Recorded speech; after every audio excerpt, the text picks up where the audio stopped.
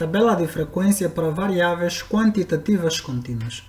Como é que nós construímos essa tabela de frequência? Primeiro temos que tirar as classes, categoria, a frequência absoluta, a frequência relativa, a frequência absoluta acumulada e a frequência relativa acumulada. Para construirmos essa tabela de frequência, precisamos de aplicar algumas regras, 3 regras. A primeira regra é o número de classes a construir, ou seja, quantas classes temos que construir aqui. A terceira regra é a amplitude das classes, o intervalo, né, das classes. E a segunda regra é a amplitude total. Bem, aplicando a primeira regra, para isso vamos ver um exemplo. Então, o exemplo é este aqui, onde temos o n é 30, o mínimo é 18,5 e o máximo é 30,5. E temos esses dados, em que 19 está repetido 3 vezes, 20 uma vez, 22, 4 e 23,2 está repetido 2 vezes. Então, a fórmula da primeira regra, que é esta aqui, a fórmula diz que será k é logaritmo natural de n sobre logaritmo natural de 2 mais 1. Então, já sabemos que o nosso n é 30. Mas só que algo aqui interessante você precisa saber é que este valor que está dentro desses intervalos significa a parte inteira. O que isso quer dizer? Quer dizer que o resultado que der aqui, se der um resultado com vírgula, você deve ignorar a vírgula, só tira a parte inteira. Tudo que tiver após a vírgula, você ignora. Então, se você fazer isso na máquina calculadora, verá que isso vai dar 4,9. Então, ignora o 9, vamos tirar apenas a parte inteira, que é o 4. Então, será 4 mais 1, que vai ser igual a 5. Então, quer dizer que as classes que temos que construir aqui são 5 classes. Temos aqui 1, 2, 3, 4, 5. Segunda regra. A segunda regra diz a amplitude máxima menos a amplitude mínima. A amplitude máxima é 30,5, a mínima é 18,5, que dá 12. A amplitude das classes é a amplitude máxima dividido pelo número de classes a construir. Então, ou seja, é 12 dividido por 5, que dá 2,4.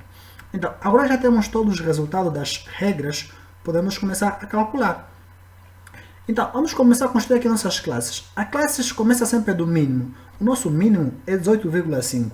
Ele nos diz que a nossa amplitude das classes deve ser 2,4.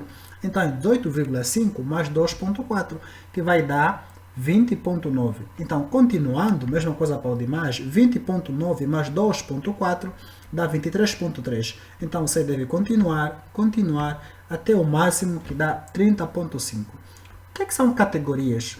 Categorias é achar a média dessas classes, né, que estão aqui nesses intervalos, nessas classes aqui K. Então, se você só achar a média da primeira, 18,5 mais 20,9 dividido por 2, dá um resultado.